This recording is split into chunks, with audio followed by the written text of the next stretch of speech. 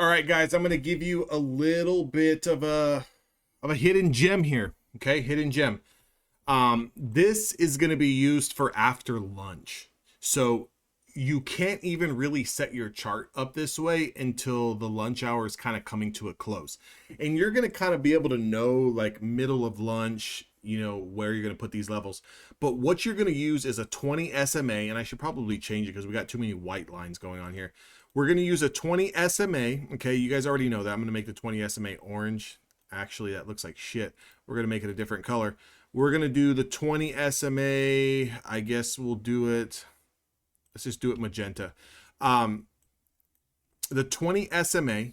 Okay. And then what we're going to do is we're going to use a Fibonacci retracement, guys. The Fibonacci retracement. What we're going to do with this Fibonacci retracement is we are going to place it at the wick high and the wick low somewhere around lunchtime. And again, like I said, it might be in the beginning of lunch. If we're pulling back the other way, it might be the end of lunch. It might be in the middle of lunch. Doesn't really matter when you drop it. It's just coming out of lunch. What we want to do is have that Fibonacci retracement with the 20 SMA.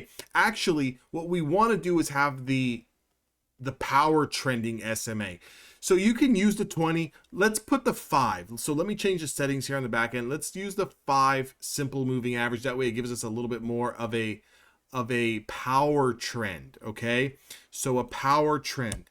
Again, why? Because it's going to hug closer to the price action. So it's going to really give us that short-term bias. Okay.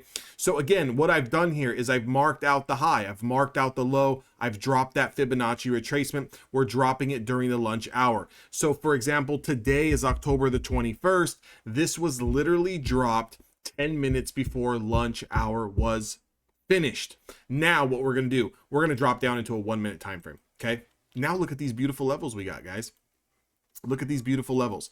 So if I go ahead and I scroll back to just right coming out of lunchtime to that wick, you're going to have some channels. In these channels, you're going to be able to trade. And because you're using the 1 minute time frame, you're going to be able to set up some nice stop losses. Okay, some nice stop losses. And what we're looking to do here is either A, catch a reversal or continuation. And if we catch that reversal, we are going to catch that reversal down into a Fibonacci zone or a level, and we are going to play accordingly. If you do get a bounce, you can play it back up. If you do get a breakdown, like here we broke down through the 50% retracement, 25,275. Here's the breakdown, here's the confirmation. You take that down to the 38.2. If you break the 38.2 and then reclaim it, well, now you can get long using the previous 1 minute candle low as a stop, or using the 25,258 was the particular price here as that level. So what do I want you to do? What are the levels we're playing? Guys, we are using the 5 SMA for bias. Okay, if we're trading below the 5 SMA, we are only look to trading zone to zone, zone to zone, or demand to demand, demand to demand. If we are trading above the 5 SMA, we are trading supply to supply to supply until we finally get rejected and lose an area of demand. And if we lose an area of demand and confirm that by either A, closing below it or confirming below it, then we're playing demand to demand, demand to demand. It works very beautiful.